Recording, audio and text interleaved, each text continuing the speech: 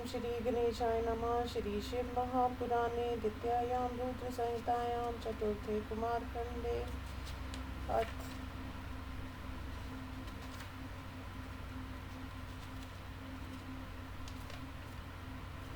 अथ सप्तदशो अध्याय। हिंदी अनुवाद। नारद जी ने कहा, हे महाप्राज्ञ ब्रह्मा जी, इस समाचार को सुनने के बाद महादेवी ने क्या किया, मैं उसे ठीक ठीक सुनना चाहता हूँ। ब्रह्मा जी ने कहा, हे मुनिवर, जगदम्बा के उस चरित्र को मैं आज कहता हूँ जो उसके बाद हुआ। उस गणेश के मारे जाने पर शिव जी के गण मृदंग पटह आदि बाजे बजाकर उत्सव मनाने लगे। हे मुनिवर, शिव जी भी उसके सिर को काटकर जब दुख मना रहे थे, तब तक गिरिजा देवी अत्यंत क्रुद्ध हुई।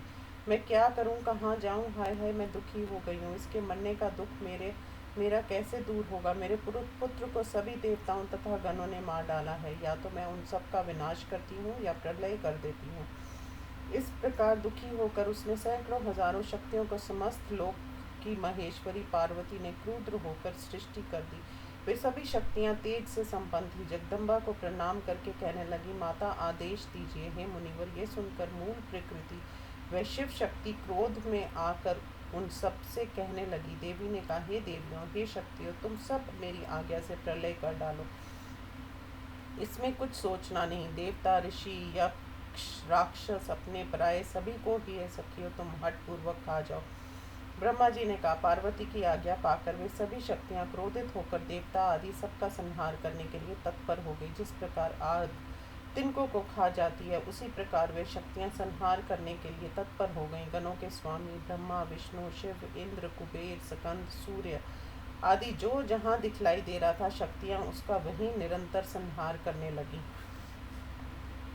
वे कराली, कुबड़ी, खंज, लंबे सिर वाली अनेक रूपों की थी। देवताओं को पकड़कर मुख में डाल लेती थी। इस प्रकार के संहार को देख कर शिव, ब्रह्मा, विष्णु, इंद्र आदि सभी देवता, ऋषि आदि सोचने लगे कि वह देवी असमय में लोक संहार करके क्या करेगी। इस प्रकार संदेह में पड़ गए और सबके जीवन की आशा समाप्त हो गई। ये सभी देवता आदि आपस में मिलकर विचार कर शीघ्र कहने लगे, जब गिरिजा देवी प्रसन्न होंगी तभी शांति हो सकती है, नहीं तो करोड़ों प्रयत्न करने पर भी कल्याण नहीं है। अनेक प्रकार की लीला करने में कुशल सबको माया में डालकर शिव जी भी लोक व्यवहार के अनुसार दुखी हैं। सभी देवताओं की कमर टूट गई है। क्रुद्र पार्वती नगर में जाना नहीं चाहती। अपना पराया देवता, दानव गण, दिक्पाल, यक्ष, किन्नर, मुनि, हे मुनि, विष्णु, ब्रह्मा, शिव कोई भी गिरजा के आगे ठहरने के लिए समर्थ नहीं है। चारों ओर से दाहक उसके तेज को देखकर वे सब डर कर दूर खड़े थे। हे मुनि, इसी समय देवताओं के सुख के कारण नारद तुम वहां आ गए।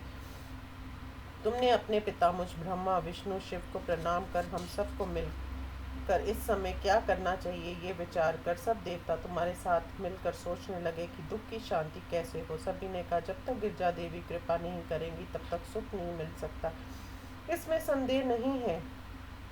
उसके बाद तुम्हें साथ लेकर ऋषिगण शिवा के समीप गए। सभी ने क्रोध शांत करने के लिए शिवा से प्रार्थना की।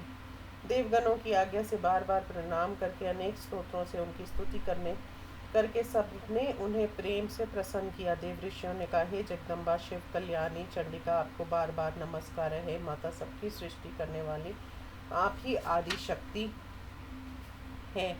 आप ही जगत का पालन करती हैं, आप ही विनाश करती हैं। हे देवताओं की स्वामिनी, शांति कीजिए, आपको नमस्कार है। हे देवी, आपके कोप से तीनों लोक व्याकुल हैं। ब्रह्मा जी ने कहा, इसी प्रकार उस पराम्बिका देवी की स्तुति तुम्हारे साथ ऋषियों ने की। उस समय क्रोधपूर्ण दृष्टि के कारण उन ऋषियों से कुछ नहीं कहा। उस समय सभी ऋषियों ने उसके चरण कमलों को प्रणाम किया। हाथ जोड़कर धीरे से भक्ति से उन्होंने फिर शिवा से कहा। ऋषियों ने कहा, हे देवी, संहार को रोकिए। हे माता, देखिए आपके स्वामी यहाँ उपस्थित है। हम कौन है? ये ब्रह्मा, विष्णु आदि देवता और आपकी प्रजा यहाँ हाथ जोड़कर खड़ी है। हे शिवा, हे परमेश्वरी, सबका अपराध क्षमा कीजिए। आज सब व्याकुल हैं, इसलिए आप शांति कीजिए। ब्रह्मा जी ने कहा। इतना कहकर वह सभी ऋषिगण अत्यंत दीन भाव से हाथ जोड़कर देवी के सामने बैठ गए। इस प्रकार उनके वचनों को सुनकर चंडिका प्रसन्न हुई और दया करके उन ऋषियों से उसने कहा। देवी ने कहा, मेरा पुत्र यदि जीवित हो जाए तो संहार नहीं होगा और आप सबके बीच में पूज्य होगा, और सब देवताओं का अध्यक्ष यदि आप स्वीकार करते हो तो संसार में सुख शांति होएगी, अन्यथा नहीं। ब्रह्मा जी ने कहा, देवी के इतना कहने पर तुम्हारे साथ सभी ऋषियों ने देवताओं से आकर सब समाचार कहा। दुखी इंद्र आदि देवताओं ने प्रणाम पूर्वक ये समाचार शिव जी से कहा। देवताओं की इस बात को सुनकर शिव जी ने कहा, ऐसा करना ही चाहिए जिससे सभी प्रजा सुखी हो। तुम लोग उत्तर दिशा की ओर जाओ, जो पहले मिले उसके सिर को लाकर इसके धड़ के साथ जोड़ दो। ब्रह्मा जी ने कहा, शिव जी की आज्ञा पालन करने वाले वे ने गणेश के उस शरीर को विधिवत धोकर उसकी पूजा करके वे उत्तर की ओर गए। उन्हें सबसे पहले एक दांत वाला हाथी मिला। उसके सिर को लेकर उन्होंने उसे धड़ से जोड़ दिया। उसे जोड़कर सभी देवताओं ने शिव विष्णु ब्रह्मा से हमने आपकी आज्ञा का पालन कर दिया, अब आप अपना कार्य कीजिए। ब्रह्मा जी ने कहा। उसके बाद वे सभी देवता तथा पार्षद शिव जी की आज्ञा का पालन कर सुखपूर्वक सुशोभित हुए। ब्रह्मा विष्णु आदि देवताओं ने निर्गुण अपने स्वामी शिव जी को प्रणाम करके कहा, जिस प्रकार आपके तेज से हमारी उत्पत्ति हुई है, वैसे ही आपके तेज तथा वेद मंत्रों के प्रभाव से इसमें भी तेज प्रकट हो जाए। इस प्रकार कहकर उन सभी देवताओं ने शिव जी के साथ मंत्रों से अभिमंत्रित जल उसके क्लेवर के ऊपर छिड़का। उस जल के स्पर्श मात्र से वह चैतन्य युक्त होकर जीवित हो गया। शिव जी की इच्छा से वह बालक सोए हुए की भांति खड़ा हुआ।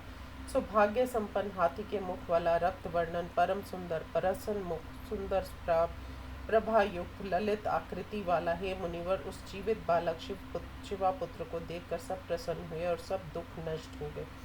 सबने प्रसन्न होकर बालक पार्वती को दिखलाया। अपने पुत्र को जीवित देखकर पार्वती देवी अत्यंत प्रसन्न हो गई। इस प्रकार श्री शिव महापुराण में गणेश जीवन वर्णन नामक 17वां अध्याय समाप्त। ओम नमो शिवाय।